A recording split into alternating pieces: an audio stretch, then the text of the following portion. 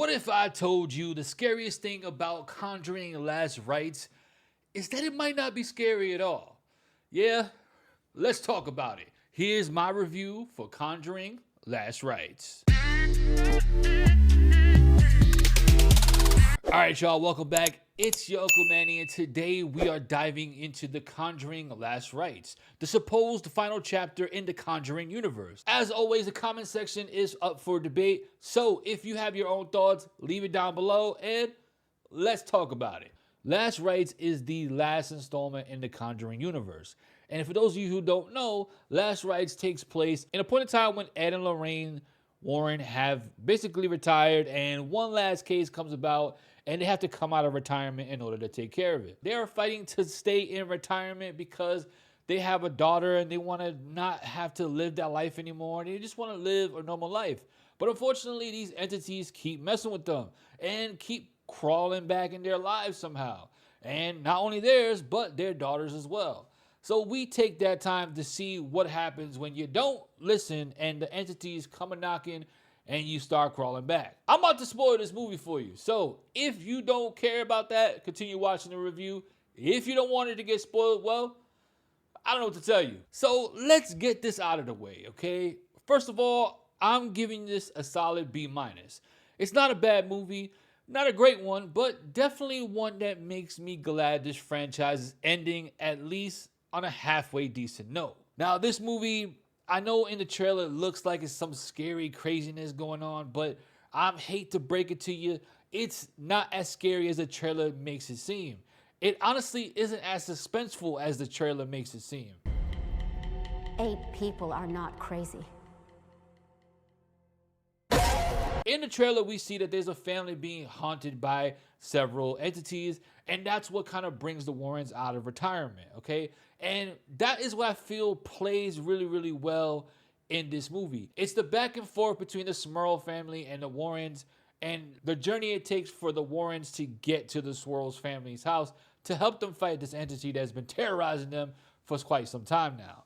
And the pacing between that is what really worked for me. Honestly, I thought they did it really well. It flowed right along. It wasn't boring like some of these Conjuring movies have been.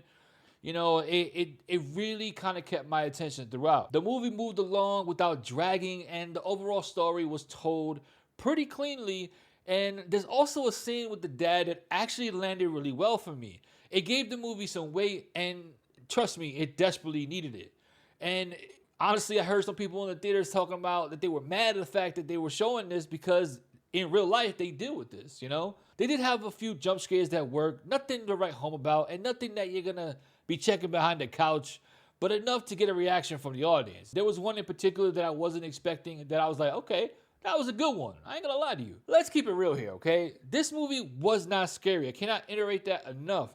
I know some people said that they were going home looking over their shoulder and they had to turn on all the lights, but honestly, this movie did not do that for me. Maybe for you, if you're the type that gets scared easily, man, this one might make you go crazy. I don't know. Most of it felt like a setup for the final battle, but when that moment came, it just felt over way too quickly. There wasn't really any payoff, no lingering dread, you know? Like, I felt like there should have been a little bit more suspense when it came to that final battle. There should have been a little bit more taunting, more effort that needed to be into place. At one point, I felt like, man, they might actually give me a good last scene here. You know, they might actually give me a good battle, and we might see something that is going to be pretty cool. And then it was over, and I was just like, what the hell are we doing here? What really got me was the dynamic between Lorraine Warren and her daughter. And I felt like it got corny pretty quickly. There was like a song that she kept singing to kind of push the entities away, kind of almost like a metaphor for like bottling your emotions, you know, like you like your anxiety, if you will, you know, like you sing a song to make the anxiety go down, but you still got the anxiety. It didn't go anywhere. You just learn how to mute it a little bit, you know. And it wasn't until the 1500th time of her singing the song that the mother decided, hey, stop singing the song and deal with your problems. You know what I mean? The problem just so happened to be the entity. But hey, listen, metaphors are for those who look at it, you know? I feel like the mom really didn't give a shit about the daughter, if I'm being honest with you, man. There was times where, like, there's a scene in the trailer where she's trying on a wedding dress, And in the movie, she's like yelling for her mom and she doesn't even come. It's like it takes her like 25 minutes when she's in the next freaking room.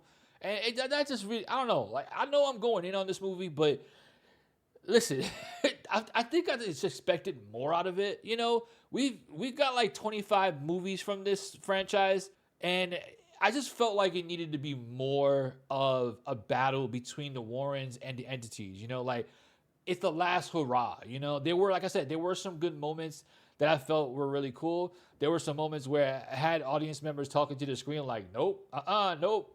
See, I'd have been out on there. You know, those moments I felt were really cool. There was even homages to, you know, older horror films like The Shining and The Exorcist. That was like, man, okay, I see what you're doing there, man. You giving the nod to the classics, and I can respect that. You know what I mean? Other than that, though, it really just didn't do nothing for me. Like, it was like an okay movie. It was average, you know? And I think that's what's gonna happen with audiences. People who go see this in theaters are gonna be like, man, that was really, really scary. But then you're also going to have the people that are like, that wasn't really that scary. You know what I mean? Now, whether you like this movie or not, leave a comment down below and let me know what your thoughts are. Because I want to see how many people are on both sides, you know? Maybe 6 or 7? I don't know.